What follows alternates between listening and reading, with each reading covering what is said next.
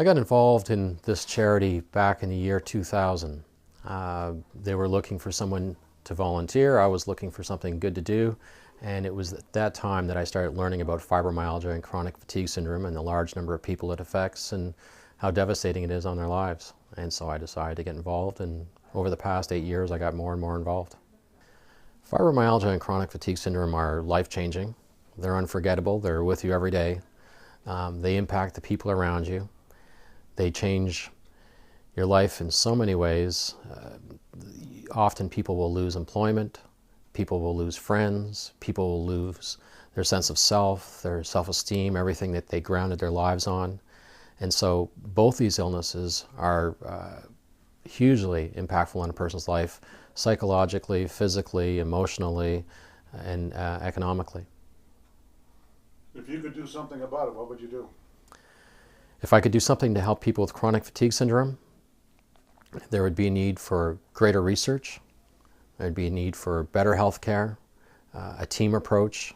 Obviously, in both fibromyalgia and chronic fatigue syndrome, we need better medications, greater research to lead those medications, and then societal acceptance. If we look at how cancer was treated in the 50s and early 60s, it was a source of shame for those who had it. Similarly, with chronic fatigue syndrome and fibromyalgia being so stigmatized, it would help if people looked at it differently, and it's taken a long time for cancer to come around. The same thing needs to happen for chronic fatigue syndrome and fibromyalgia. Our charity has talked to a lot of doctors, and we've gained a lot of sympathy for doctors. And it's not to say that the patients aren't presenting valid concerns, but what we've learned from doctors is to make a profit in the medical system, very often you have to see patients quickly. And when a patient comes in and is in need of a long discussion to learn about their case history, and then is presenting symptoms that the doctor has never been formally educated about, and for which there are not prescribed, standardized, sort of gold standard tests, it's really hard for a doctor to do something effectively and to achieve results that make them feel good about what they're doing. And it's hard on their practice.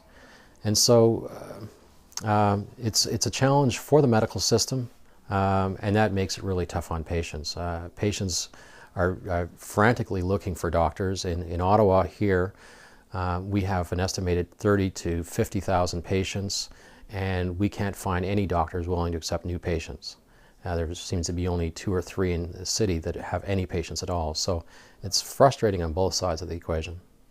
Wow, that's pretty wild. There's a big screen right there, about 50 feet high. Mm-hmm. You're inside a big hockey arena. There's 10,000 doctors from all over the world having a conference. You're on that screen. What would you say to these doctors about what they should, how they should think and deal with each of these issues? And you don't have to know. In the words of a former chief medical officer of Ottawa, patients with fibromyalgia and chronic fatigue syndrome need a lot more compassion from doctors. Granted, there aren't yet the medications that would make this as easy to treat as, say, a broken leg or something like this, but these patients do have observable physiological changes in their bodies. There are now a whole range of tests that can be used to document the differences in their biology, their physiology, and the impact on their lives is tremendous, and so they need compassion.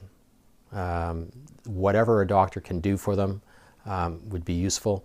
There's a lot of sources of information now that doctors can draw upon.